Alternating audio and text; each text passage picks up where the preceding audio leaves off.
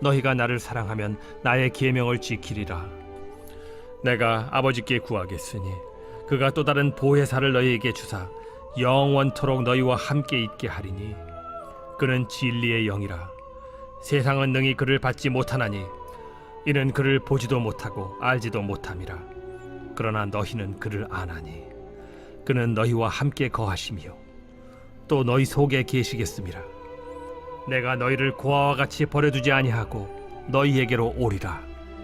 조금 있으면 세상은 다시 나를 보지 못할 것이로되 너희는 나를 보리니 이는 내가 살아있고 너희도 살아있겠음이라. 그날에는 내가 아버지 안에 너희가 내 안에 내가 너희 안에 있는 것을 너희가 알리라. 나의 계명을 지키는 자라야 나를 사랑하는 자니 나를 사랑하는 자는 내 아버지께 사랑을 받을 것이요 나도 그를 사랑하여 그에게 나를 나타내리라. 가룟신 아닌 유다가 이르되 주여, 어찌하여 자기를 우리에게는 나타내시고 세상에는 아니하려 하시나이까? 사람이 나를 사랑하면 내 말을 지키리니 내 아버지께서 그를 사랑하실 것이요 우리가 그에게 가서 거처를 그와 함께 하리라. 나를 사랑하지 아니하는 자는 내 말을 지키지 아니하나니 너희가 듣는 말은 내 말이 아니요 나를 보내신 아버지의 말씀이니라.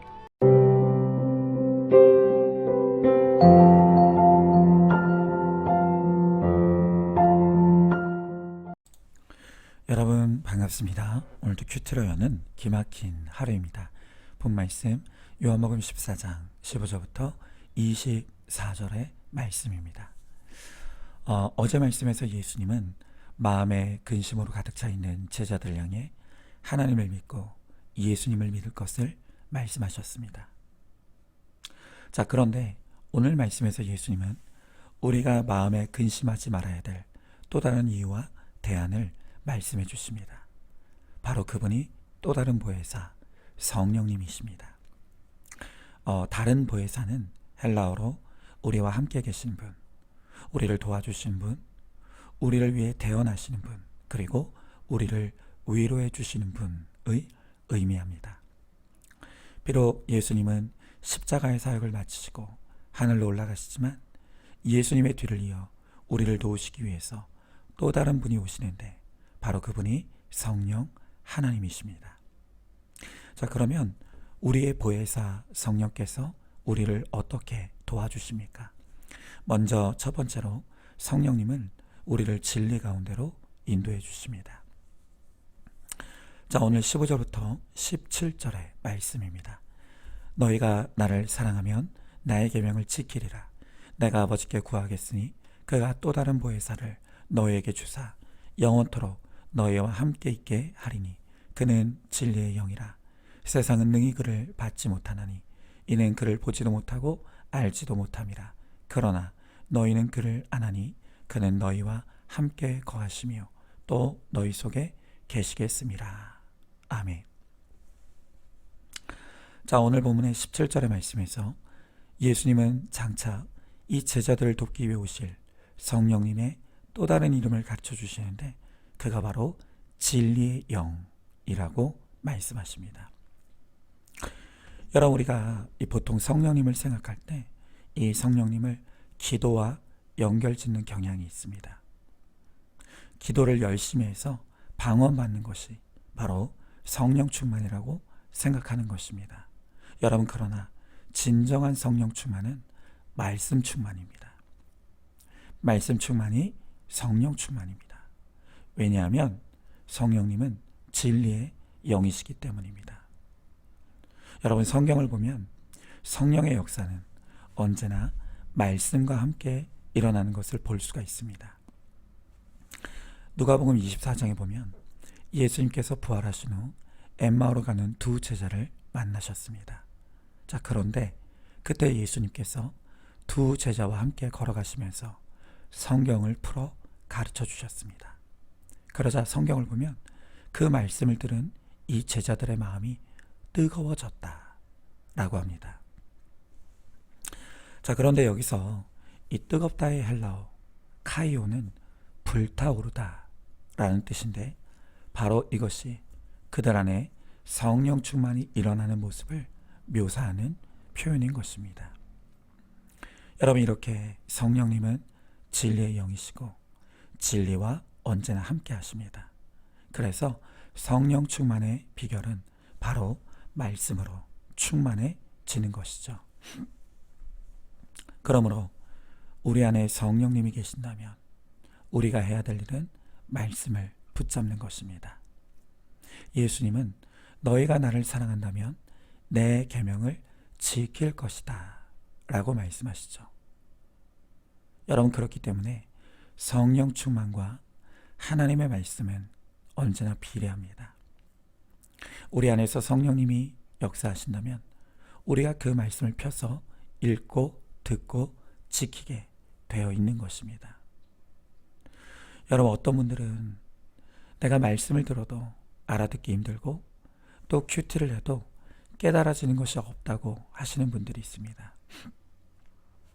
그런데 그런 분들은 과연 내가 정말로 하나님을 사랑하는지 그것을 먼저 점검해야 합니다. 여러분, 우리가 연애 시절을 한번 생각해 보시기 바랍니다. 우리가 한번 사랑에 빠지면 밤을 새워가면서 통화를 해도 피곤하지가 않습니다.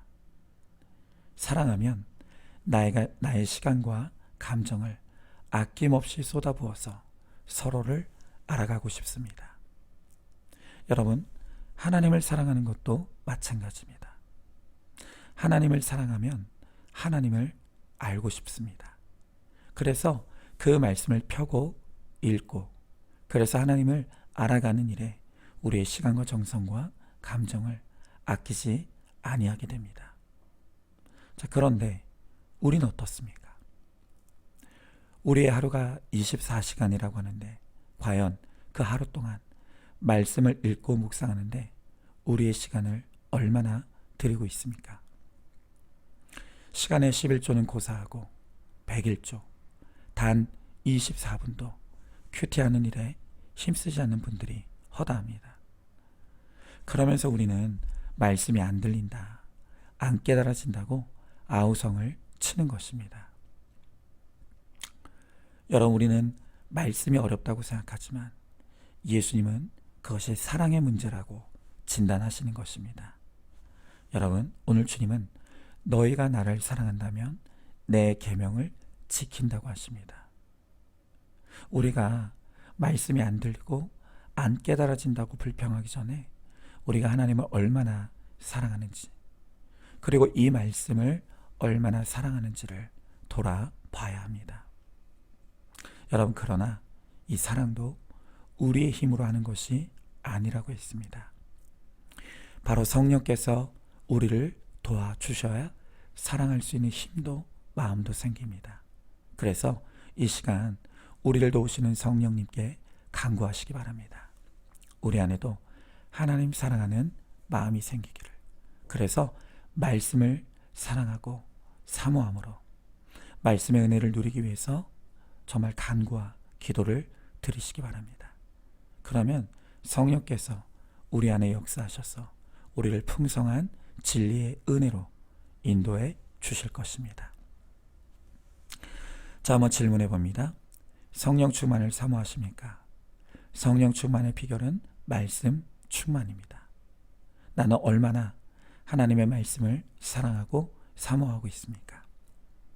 TV가 나의 보혜사가 되어서 드라마 충만, 시사 충만에 빠져 있지 않습니까? 자, 두 번째로 성령님은 나를 떠나지 않으십니다. 자, 오늘 18절부터 20절의 말씀에 보니까 내가 너희를 고아와 같이 버려두지 아니하고 너희에게로 오리라. 조금 있으면 세상은 다시 나를 보지 못할 것이로되 너희는 나를 보리니 이는 내가 살아있고 너희도 살아있겠음이라. 그날에는 내가 아버지 안에 너희가 내 안에 내가 너희 안에 있는 것을 너희가 알리라 그랬습니다. 자, 오늘 예수님은 곧 오실 이 성령님에 대해서 그분이 영원토록 너희와 함께 있는다고 말씀하십니다. 그리고 18절에서는 너희와 고아와 같이 버려두지 않을 것이고, 또 20절에서는 내가 아버지 안에 너희가 내 안에 내가 너희 안에 있는 것을 알게 된다고 말씀하십니다. 여러분, 그렇습니다. 성령님은 우리를 영원히 떠나지 않으십니다.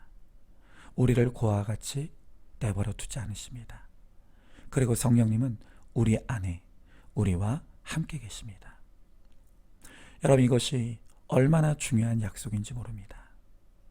이 약속의 말씀대로 지금 이 시간에도 성령님이 우리 안에 계십니다. 자, 그런데 여기서 한 가지 이상한 것은 너무나 많은 그리스도인들이 내 안에 계시는 성령님 느끼지 못한다는 것입니다.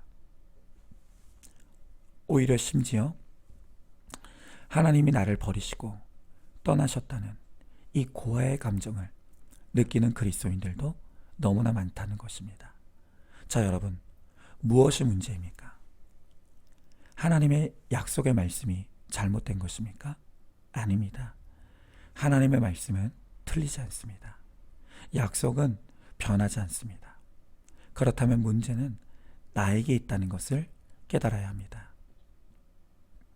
하나님이 나를 떠나신 것이 아니라 내가 하나님을 떠났기 때문에, 그래서 우리가 성령님을 느끼지도 깨닫지도 못하는 것입니다. 여러분, 제가 언젠가 내 마음 그리스도의 집이라는 작은 소책자를 소개해 드린 적이 있습니다.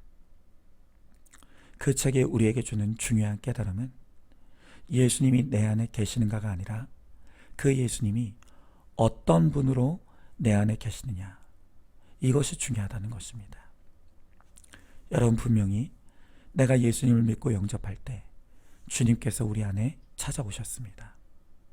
그런데 그분이, 그 예수님이 지금 내 안에 어떤 신분으로 거하고 계시냐는 것입니다.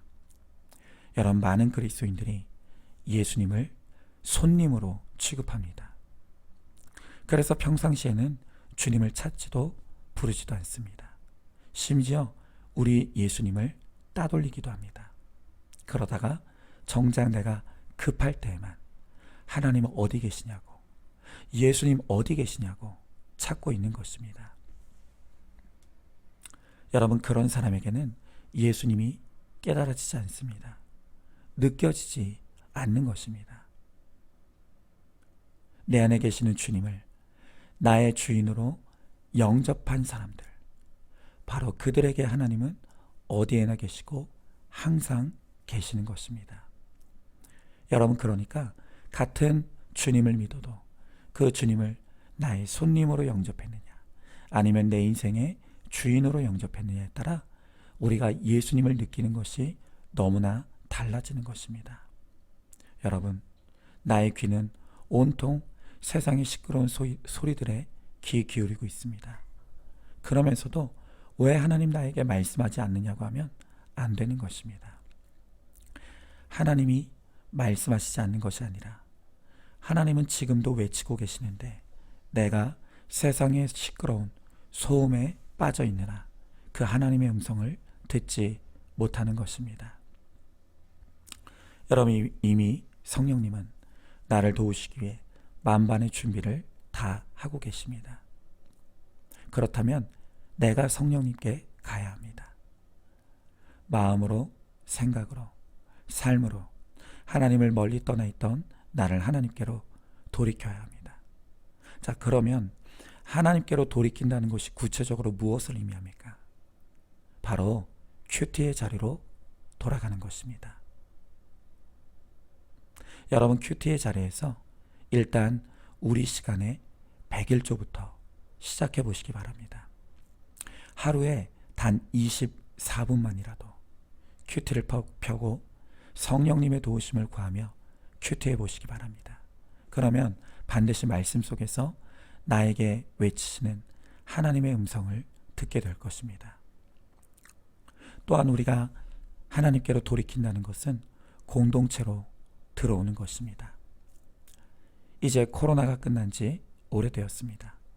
그런데 아직도 목장으로 돌아오지 않고 현장의 예배의 자리로 돌아오지 않는 분들이 너무나 많습니다. 여러분, 몸이 어디 있는가 너무나 중요한 문제입니다.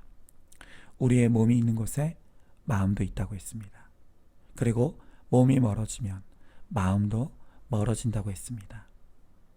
여러분, 우리의 몸이 말씀과 공동체에 잘 머물러 있으면 우리의 마음은 저절로 주님을 향하게 됩니다. 바로 그렇게 할 때 비로소 우리 안에 영원히 나와 함께 하시는 성령님을 우리가 생생하게 느끼고 성령님의 도우심을 누릴 수 있게 될 것입니다. 자, 한번 질문해 봅니다. 지금 내 안에 성령 하나님이 나와 함께 계신 것을 믿으십니까? 마치 고아처럼 버려진 느낌을 받고 있지 않습니까? 그것은 성령님이 나를 떠나신 것이 아니라 내가 성령님을 떠났기 때문이라는 것을 인정하십니까? 이제 우리의 생각과 마음을 돌이켜 큐티와 예배의 자리를 회복하시기 바랍니다. 마지막으로 성령님은 우리가 말씀을 지킬 수 있도록 힘써 도와주십니다. 자, 오늘 21절의 말씀을 보니까 나의 계명을 지키는 자라야 나를 사랑하는 자니 나를 사랑하는 자는 내 아버지께 사랑을 받을 것이요 나도 그를 사랑하여 그에게 나를 나타내리라 그랬습니다. 자, 오늘 예수님은 나의 계명을 지키는 자라야 나를 사랑하는 자라고 말씀하십니다. 여러분, 성령 충만은 말씀 충만이라고 했습니다. 그리고 그 말씀 충만의 증거는 일상의 생활에서 나의 손과 발이 하는 구체적인 적용과 순종으로 나타나야 합니다. 여러분, 우리가 아무리 큐티를 열심히 하고 거기서 대단한 진리를 묵상하고 깨달았다고 해도 묵상으로 끝나는 큐티는 내 삶에 아무런 변화도 일으키지 못합니다. 그러나 그 깨달은 것을 가지고 내 손과 발이 가는 구체적인 적용을 이루어갈 때 비로소 우리의 삶에 변화가 일어나고 풍성한 삶을 누리게 되는 것입니다. 말씀대로 믿고 살면 말씀대로 누리는 은혜가 반드시 있습니다. 여러분, 제가 개인적으로 그렇게 긴 인생을 산 것은 아니지만 그럼에도 불구하고 제가 확실히 말씀드릴 수 있는 것은 제가 이제껏 살아온 삶 가운데 이 구속사의 말씀을 누리는 지금 이 순간이 가장 풍성한 은혜를 누리는 시간이라는 것입니다. 제가 비록 과거에도 목사였지만 저는 말씀이 그저 머리에만 머물러 있었습니다. 말씀대로 믿지도 못했고 말씀대로 살지도 못하니 그 말씀대로 누리지도 못했습니다. 그러다 보니까 늘 저는 하루에도 수십 번 감정이 오락가락하고 늘 마음에 불안과 염려가 떠날 날이 없었습니다. 그러나 이제 말씀으로 제 삶을 해석해 주시는 성령님의 도우심을 은혜를 누리면서 제가 거룩을 쫓는 삶을 살아가니 이제 제 안에 성령께서 베풀어 주시는 만족과 평안과 기쁨을 누리게 되었습니다. 여러분, 그래서 어떤 분들은 종종 과거로 돌아간다면 언제로 돌아가고 싶느냐는 질문들을 참 많이 하는데 만약 누군가 저에게 같은 질문을 한다면 여러분, 저는 절대로 과거로 돌아가고 싶지 않습니다. 지금 이 구속사의 말씀을 누리고 말씀대로 사는 지금이 저는 가장 좋고 지금보다 앞으로가 더 풍성할 것을 믿습니다. 여러분, 성령님이 우리의 스승님이십니다. 그래서 우리의 고난이 주제가 되고 성경이 교과서가 되어서 우리가 말씀을 펴면 성령님은 그 말씀을 통해 우리가 무엇을 회개하고 또 무엇을 지키며 또 무엇을 선택해야 될지 우리에 대한 모든 것을 가르쳐 주십니다. 그렇게 성령께서 말씀으로 가르쳐 주시는 대로만 순종하며 행하면 반드시 우리에게 풍성한 평안이 임하게 될 것입니다. 자, 한번 질문해 봅니다. 여러분은 여러분의 인생에서 언제가 가장 좋았다고 생각하십니까? 말씀대로 믿고 살고 누리는 인생이 가장 복된 인생인 것을 알고 있습니까?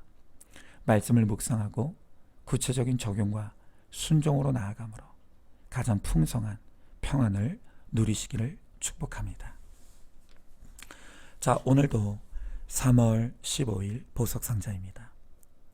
나에게 일어나는 사건을 성경으로 해석해 보십시오. 그리하면 승리하지 못할 싸움이 없습니다. 성경 말씀은 하나님이 오늘 나에게 주시는 말씀입니다. 성경이 바로 오늘 사는 나의 이야기가 되는 것입니다. 아멘. 우리 함께 기도하겠습니다. 주님, 우리가 낙심하고 염려하지 말아야 될 이유는 우리를 도우시는 성령님이 우리 가운데 오셨기 때문이라고 말씀하십니다. 그가 진리로 우리의 삶을 인도해 주십니다. 우리를 고와 같이 내버려 두지 아니하시고 우리를 끝까지 책임져 주십니다. 그리고 하나님의 말씀으로 우리의 삶을 해석해 주시고 또한 우리가 무엇을 행하며 또 무엇을 따라야 할지를 알게 하심으로 우리를 올바른 길로 인도해 주십니다. 진리의 영이신 성령 하나님의 은혜에 힘입어 우리가 말씀 충만의 삶을 이루게 하시고 그래서 말씀대로 믿고 살고 누림으로 풍성한 은혜의 삶을 누리며 살아가는 우리 모두가 되게 하여 주시옵소서. 믿사오며 사랑이 많으신 우리 예수님 이름 받들어 기도드리옵나이다. 아멘.